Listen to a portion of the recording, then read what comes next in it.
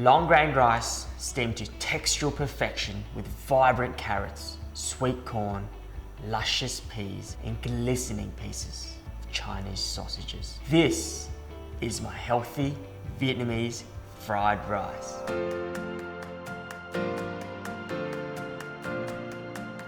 Vietnamese fried rice was a dish that appeared in our household on only 3 particular occasions: a birthday, the school holidays, and funny enough, end of school breakup. Every year for school breakup, Mum thought it was a quick and easy fix to make Vietnamese fried rice. She definitely wasn't going to send me to the party with chips and lollies. Not a hope in Hades. Today I will be showing you a healthy variation that I cook regularly for my family. I love the flavours and textures of Vietnamese fried rice and understand why Mum only made it on special occasions. Vietnamese fried rice is abundant in healthy veggies, rice and protein. However, the amount of oil used can be quite substantial. Let me show you how to make it with only 1 tablespoon of oil. You ready? Let's put the E's in Vietnamese.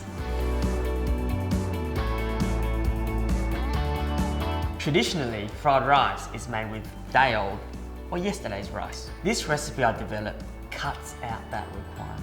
This is all done on the same day or night. You'll have fried rice in moments. So in a large casserole pot, bring about 2.5 to 3 litres of water to the boil. While that's slowly doing its thing over there, wash and rinse your rice. This step is critical to ensure your rice is not starchy or chalky when cooked. Rinsing the rice under water and rubbing the rice grains together, it removes excess starch. So make sure you rinse it a few times until the water runs clear, then set it aside. But don't twiddle your thumbs just yet. In another large casserole pot, and I'm using cast iron here because I like how it retains constant heat. For Vietnamese home cooking, it's an absolute dream. But you can use any pot you have at home. I'm just a fussy home cook.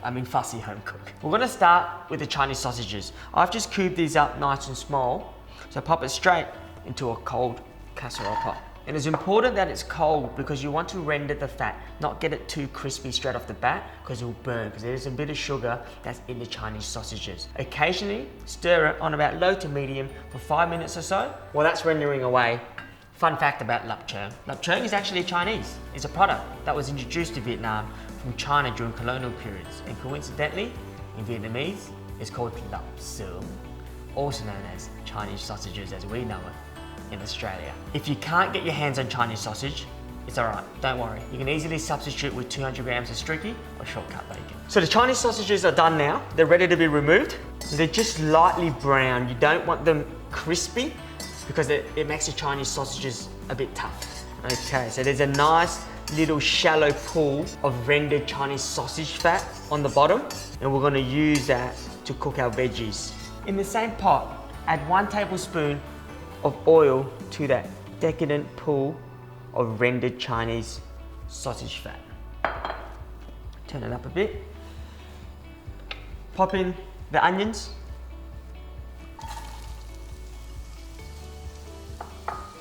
Carrot. Oh, beautiful. And a pinch of salt.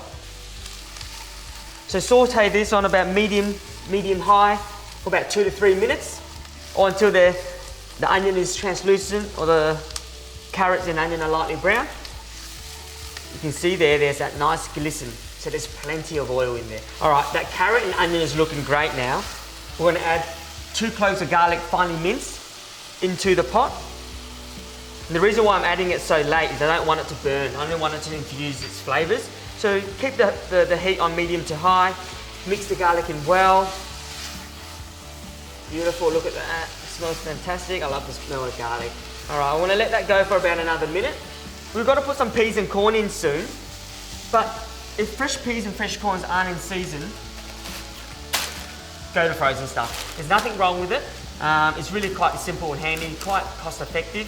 Simply add them in at this stage and just toss it around. All right, the garlic's nice and fragrant now. It smells fantastic. Return the Chinese sausages. We'll take it off the heat now. We don't need any more heat, and set it aside. I might pop the lid on and keep it warm. Now back to the rice. What we're gonna do, we're gonna add the strained rice into the boiling water. Beautiful. Give that a bit of a mix. Pop the lid back on because we want it on a rapid boil. for about 6 to 7 minutes. Because what we want to achieve is we only want it to parboil. And to know when the rice is ready, this is quite tricky, because if you cook it too long, it'll be soggy. And my hot tip is to grab a grain of rice at the 6-minute mark and squeeze it in between your fingers and thumb. Once the outside of the grain can be squeezed and the center of the grain is still firm, it's ready to be strained. Then poured back into the pot and returned to a very low heat. The rice will now fully cook through by the power of steam. Another hot tip when returning the rice to the pot though is to refrain from adding too much water, because you want to strain it well, otherwise you will overhydrate your rice, leaving you with mushy rice.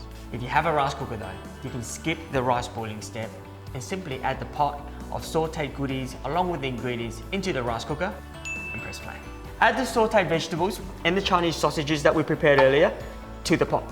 Follow with about 30 ml of soy sauce, fresh peas, about 150 grams, and 2 corn kernels, well 2 corn with the kernels cut off the cob. Add in a pinch of salt and a pinch of sugar. So mix it as well as you can. Then place a lid on and allow it to steam for about 15 minutes. So essentially, as you can see, this recipe is a steamed version of fried rice. I mean, there is still a little bit of frying, but we need that. We need that to extract flavour from the onions, sweetness from the carrots, and a burst of umami from the Chinese sausages. While we wait for the rice to steam, let's whip up a Vietnamese omelette. Crack 3 free-range eggs, add half a teaspoon of fish sauce,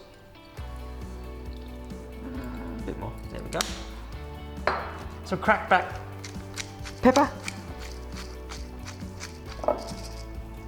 pinch of sugar, and this is an interesting one, a tablespoon of water. What the water does, it changes the texture of the omelette to something more soft and silky. All we have to do now is whisk them up with a pair of chopsticks or a fork. I prefer chopsticks. Give it a whirl or swirl. All right, that's ready to go.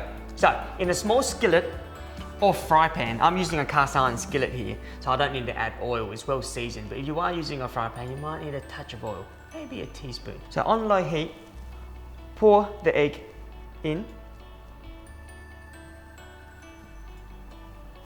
Cook the egg on low to medium or until lightly brown on one side.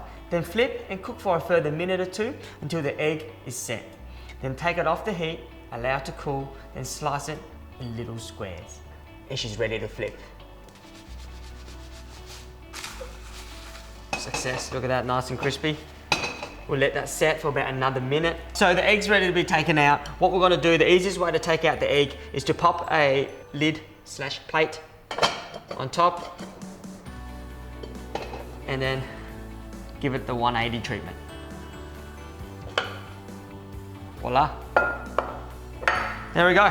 Let that to cool down. You don't want to cut it up straight away because you'll get really dry. Let it cool down for about a minute or 2, then slice it up into small squares. The moment of truth has arrived. Let's have a look-see. Wow. Look at that. The perfume of Vietnamese fried rice is in the air. But let's get moving. Get the egg, pop it in, and fold it through. You may notice that the rice may stick to the sides, but that's what we call, in Vietnamese culture, cơm cháy. The rice is not burnt to a blackened crisp, but rather scorched, and therefore adding another textural and nutty element to this already fantastic dish.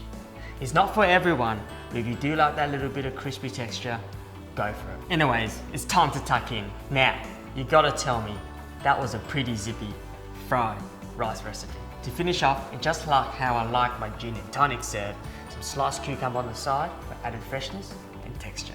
Remember, Vietnamese people love texture. Let's give it a hurly-whirly.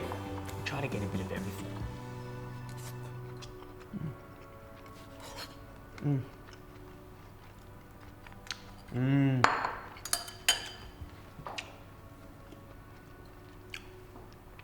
For fried rice, it's super light and delicate. The corn kernels just pop in your mouth and the fragrant Chinese sausages tickle your palate. Super umami, and then the peas give that level of earthiness. It just grounds your palate. And round your taste buds off with a refreshing piece of cucumber.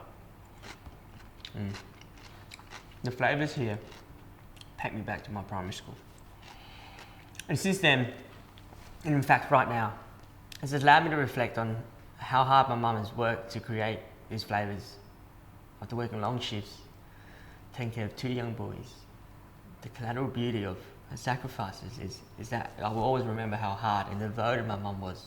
There was no way she was sending me to end of year breakup with anything than a platter of fried rice. She fought hard to represent us and our Vietnamese culture. She cooked what she wanted, and she cooked what she thought we would be proud to present to our classmates. If you're a massive fan of fried rice, like I am, and would entertain a healthier version for your family, so you can indulge in its flavours more often, give this recipe a whirl. You'll be doing yourself a favour for flavour.